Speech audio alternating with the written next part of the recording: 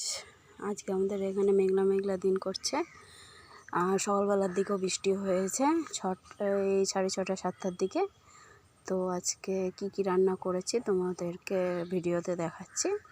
তো তোমরা ঠিক বুঝতে পারছো কি না মেঘলা মেঘলা দিন।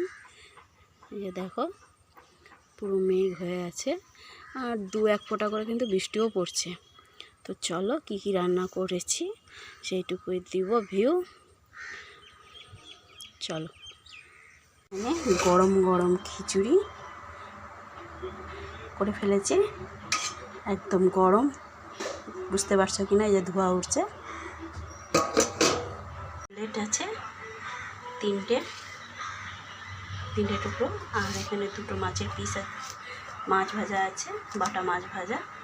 কারণ আমার হাজব্যান্ড ডিম খায় না এখন, আগে খেত কিন্তু এখন একটু অসুবিধা আছে তাই খায় না। তো মাছ ভেজে দিয়েছি তার জন্য, যাতে ঘি। পাঁপড় ভাজা ক্যারি ব্যাগে রেখেছি, তার কারণ হচ্ছে যাতে সেতে না যায়, খেতে দেরি আছে এখনও, সেই জন্য ক্যারি ব্যাগে রেখেছি।